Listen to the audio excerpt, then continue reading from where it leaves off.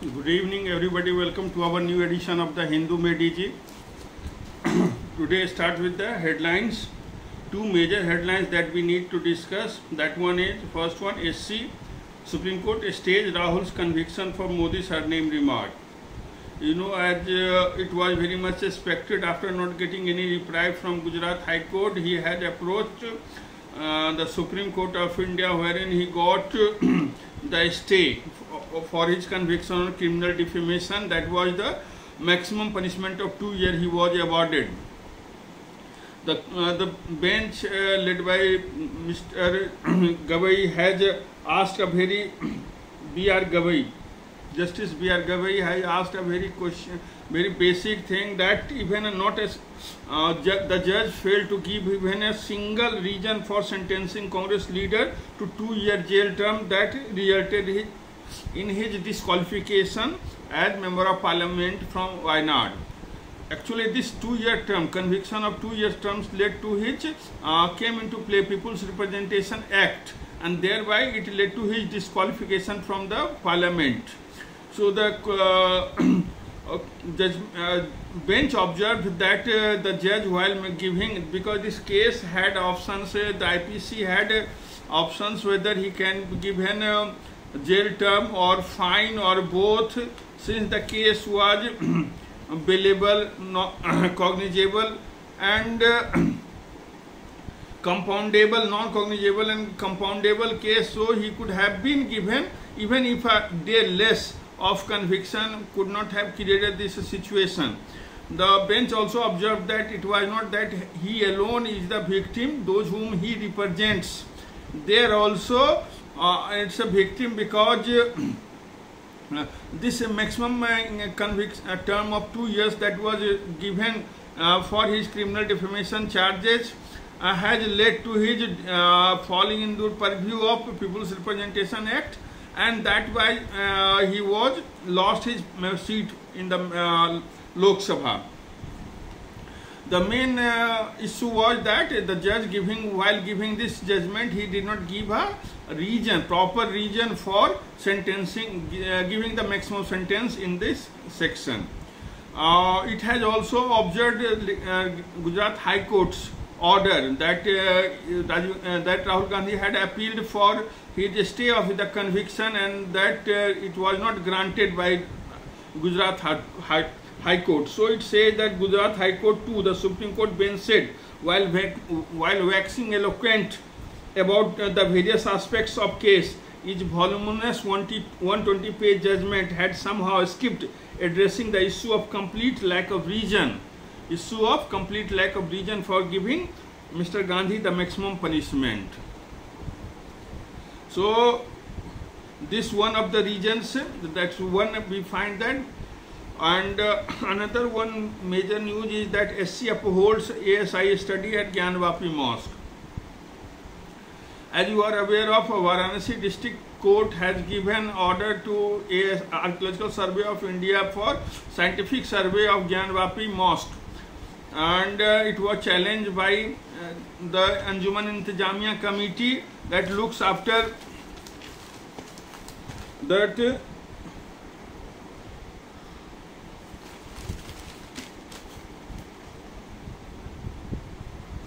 Yes.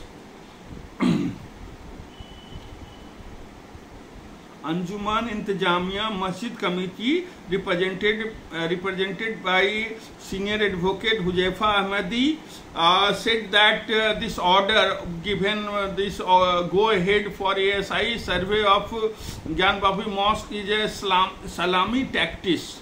You should be knowing what is salami slicing. Salami is basically traditionally a sausage, seasoned sausage dish where we eat it by slicing layer by layer. So salami slicing is a term wherein by you achieve your target by achieving a layer stack at one time.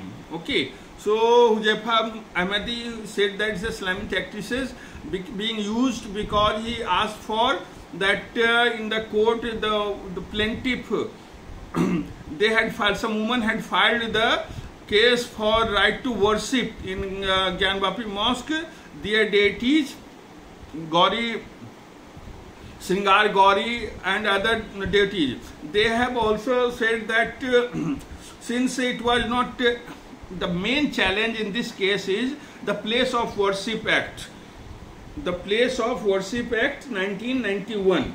Okay, this is the main thing. The Place of Worship Special Provisions Act 1991. You should understand what is this Place of Worship Special Provisions Act 1991. At the height of Ram Janmabhoomi movement, when it was very much a big issue in 1991, then Congress government led by P.V. Narasimha Rao had brought a law that is known as the Place of Worship Special Provisions Act 1991, wherein it has been mandated that the places of worship, whether it's a temple or mosque, what was the status on 15th August 1947 will be maintained. No altercation in that is possible. So, but they had left this Ram Janmabhoomi was exception to that one. And later on, you know that in 1992 the Babri Mosque was demolished, and the case went on from Allahabad High Court to Supreme Court. Finally, Supreme Court gave its order, and now there is a there is a temple is going on. Construction of the temple is going on. So the party, the Anjuman Intizami Masjid Committee that is looking after the mosque, Ganvapi Mosque, their main contention, their advocates' main contention is that whether the first thing is that the suit that has been filed in the district court, whether it is maintainable or not. Okay. So thing is that they argued that it is still not finalized, that whether the suit that has been filed in the district court is maintainable or not. No decision yet has come on that. And how could court orders for, on behalf of plaintiff, court orders for scientific survey of the building, of the mosque, Ganvapi Mosque. So that is the question. CGI bench that was led by CGI said that it is matter of the Ahmadi's question is an open discourse, and it will be deemed possible when the case comes for that maintainability. The issue is that those who have filed the case in district court, their sake is that it doesn't come under the purview of the Place of Worship Act, Special Provisions 1991, because worshipping was there. People used to worship after 47 also, till they said that till 1993 there was worshipping, and after that annual worship was there.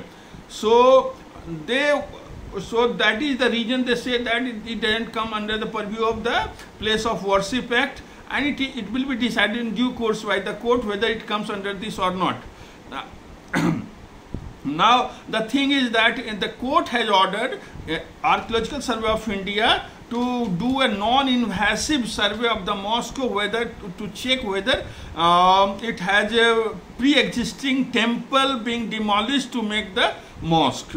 So ASI along with IIT Kanpur experts are also there with heavy security arrangements. They are doing the survey, and the Supreme Court bench has reminded them that true to your assurances that no excavation will occur, no physical change or altercation of the place will occur, and you will do the survey to find out the things like that.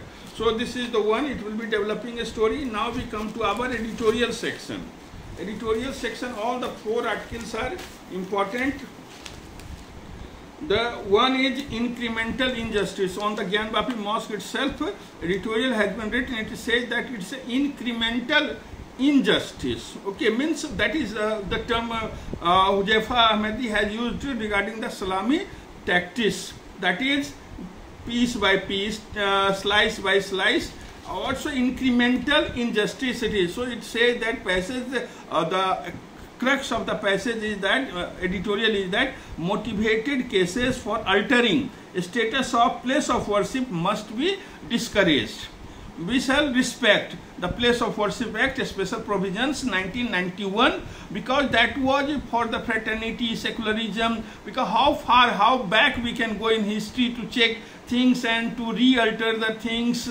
So this passage basically deals with this one. This editorial deals with basically the High Court, District Court gave ASI to go for the scientific survey. Allahabad High Court upheld the District Court's decision. Now the Anjuman Intijamiya Masjid Committee went to Supreme Court.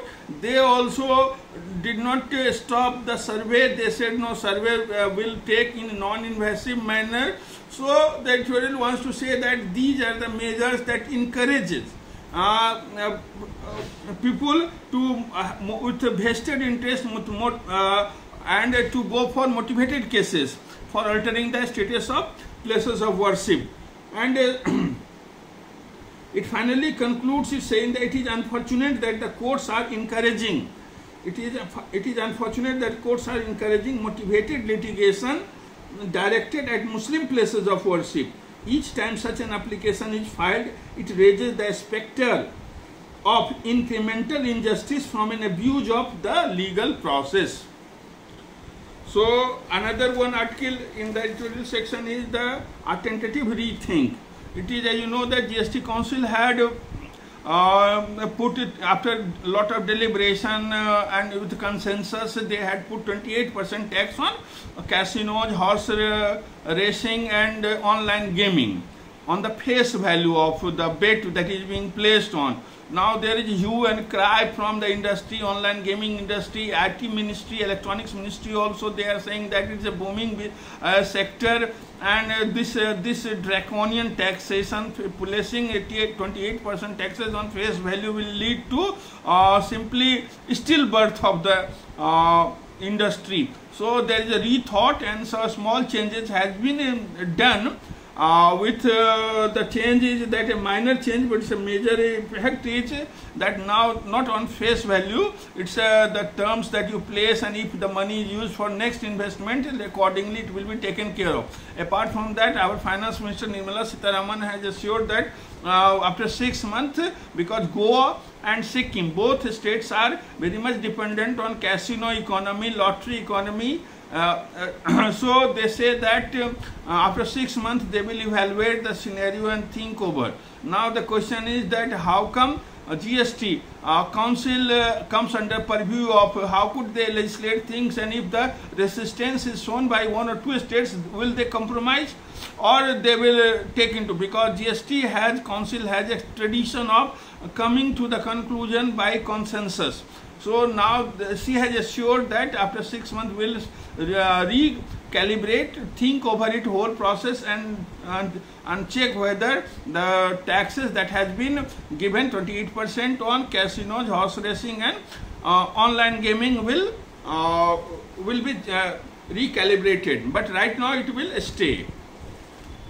One article that you have in editorial section is, this is America's pursuit of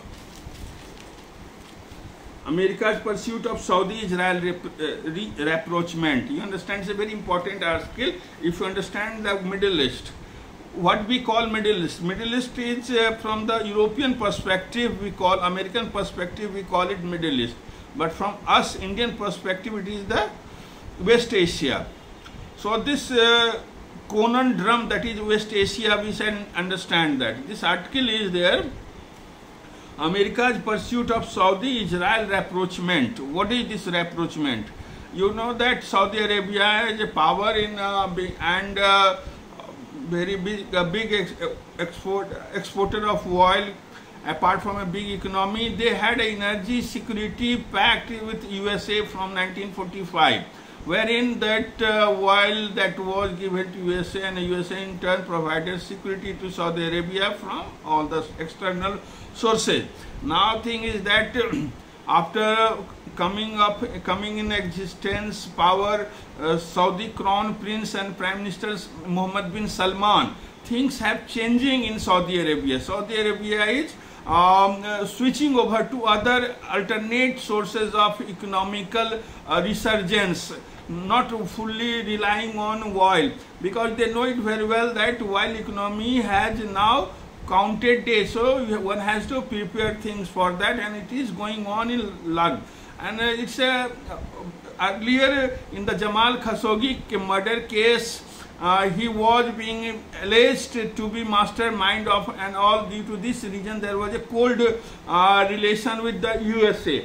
But Mohammed bin Salman, who is the Saudi crown prince and prime minister and very powerful figure in Saudi Arabia, future king, and his behavior was nonchalant. His behavior was nonchalant towards US, and he kept on going alternate routes, and he has done some remarkable things, like having rapprochement with Iran, arch enemy. Iran is Saudi Arabia, Shia Sunni, you know it very well. They are arch enemy, and on the initiative of Xi Jinping of China, they have come together on theoretically, they are on tentative rapprochement with Iran. It's a good sign that Saudi Arabia and Iran are coming together on terms and things like that. So it is being mediated by Xi Jinping of China. Now Syria has also been again taken after civil war and so much of firefighting. Syria was backed by Vladimir Putin and his forces, whereas ISI was there, IS was there, and Turkey, Saudi Arabia, US, other forces were fighting. Iran was supporting Syria. So this whole thing has, now Syria has stabilized. Now Bashar al-Assad is again brought into the mainstream. So it is Mohammed bin Salman's initiative that Syria is again in the Arab fold. Yemen has peace now. So, and Saudi Arabia has now verge of treaty with Iran. So it's a big change. Now US, the Pax Americana, is worried about the ingress of China and Russia in the Middle East, and due to this reason they wish to engage Mohammed bin Salman with Israel, and they should have come together on a table and find out solutions for their perennial issues that are. Saudi Arabia is adamant on certain demands that he had for coming to the table on Israel regarding security, high-end technology, arms, ammunitions, and acceptance of Palestine as a second state. Both should coexist.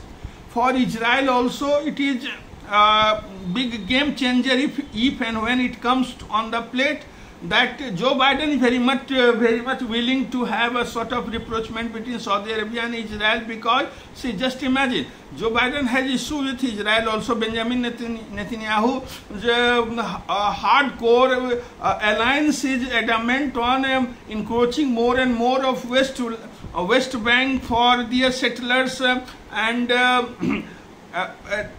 there is another case which is going on regarding the powers of judiciary, curtailing the power of judiciary.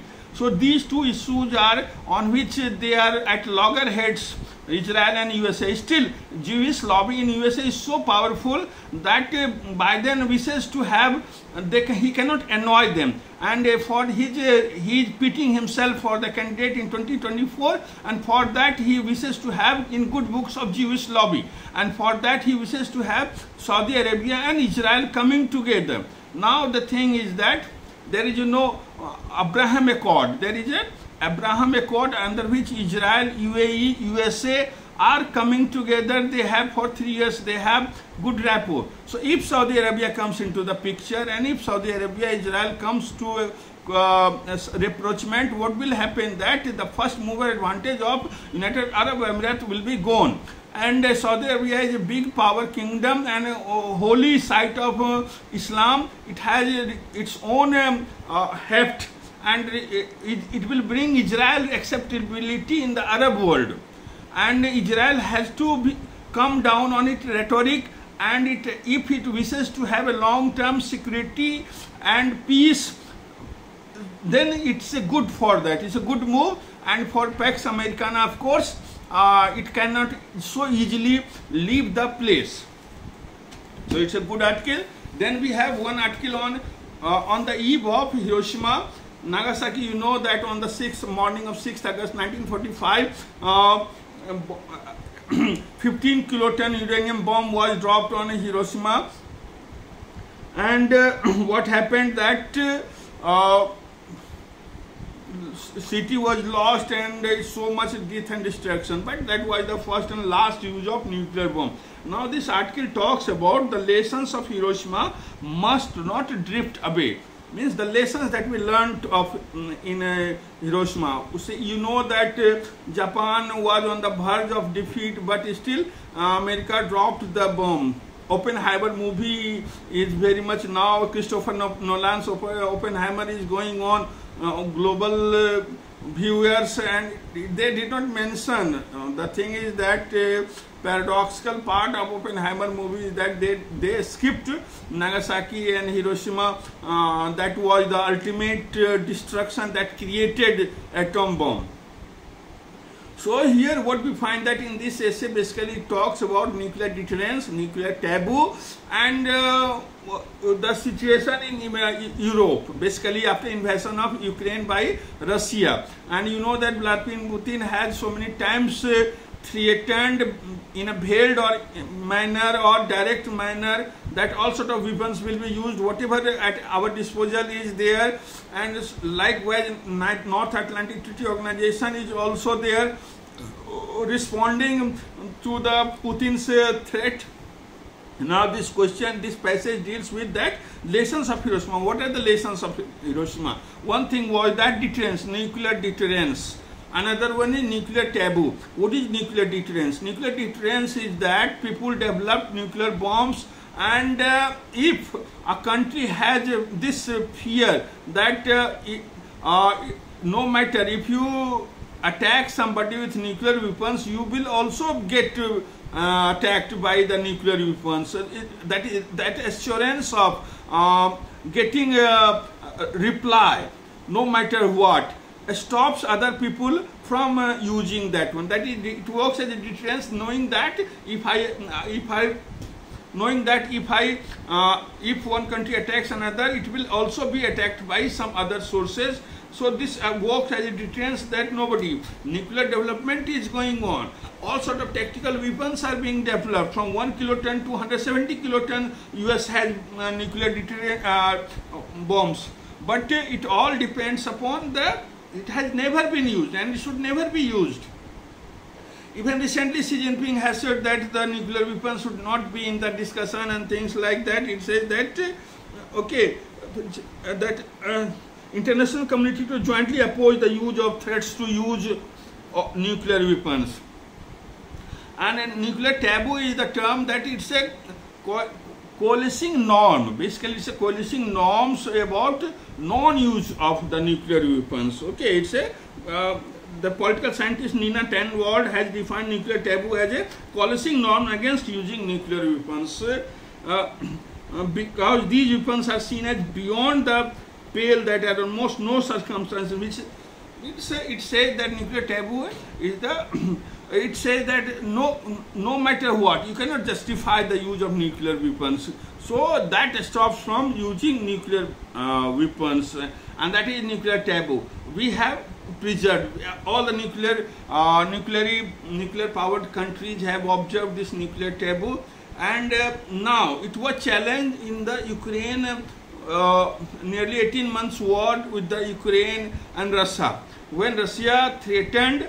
And it has also sent, you know that in 1919 when USSR broke out into 15 independent countries and Republic of Russia came into existence, that time Ukraine was having nuclear facilities, and Ukraine and Belarus had given up their nuclear arsenals and things by getting guarantee from US, Russia and UK. And so now again Belarus has invited tactical nuclear weapons to Minsk, and that is a new thing in Europe. So Europe is a field to watch for, and for that we find that whether lessons of Hiroshima must not drift away. So no matter what, nuclear deterrence has stopped taking a person initiative offensive to use the nuclear weapon.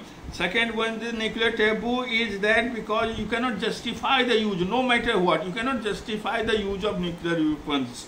And that has also led to, it's a development is there, but no usage of that one.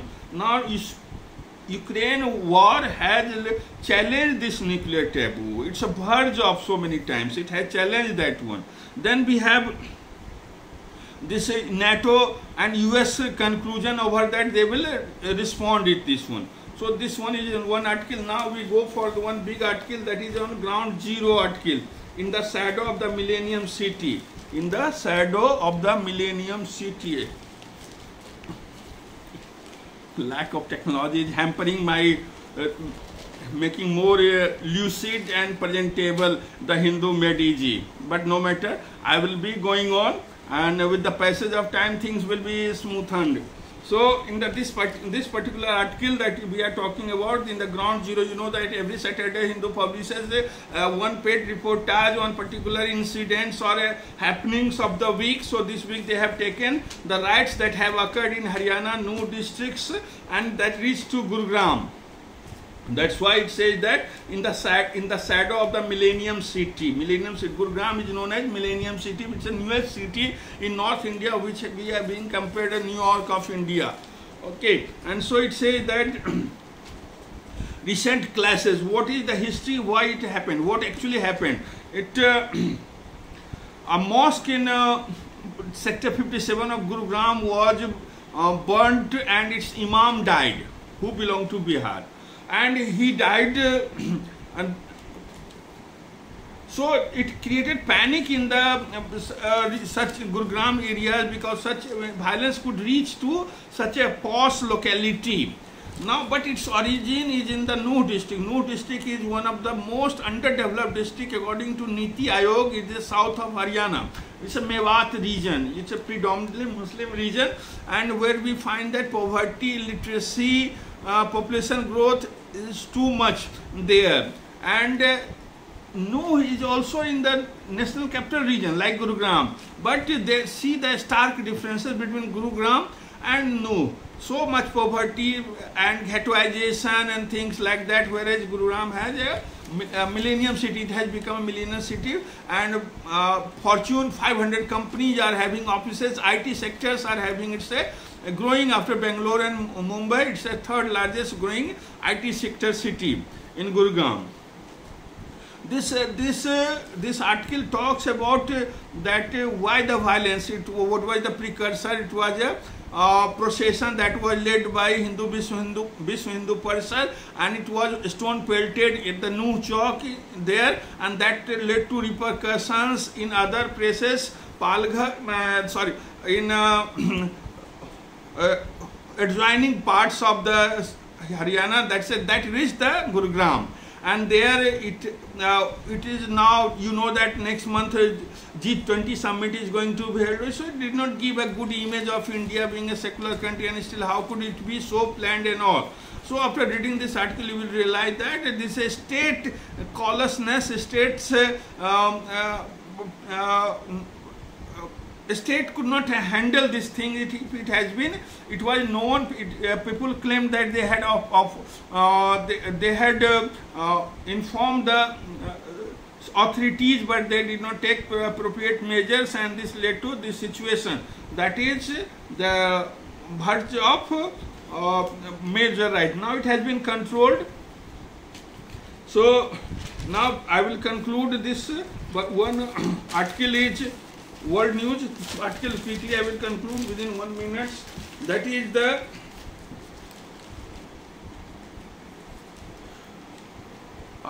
a Russian Black Sea port. Okay, that's the name is Novorossiysk. Novorossiysk port has been attacked. It is a port. It has a naval base, and it has shipbuilding yard and war terminal also. So sea drones of Ukraine has reached, and a naval ship was damaged.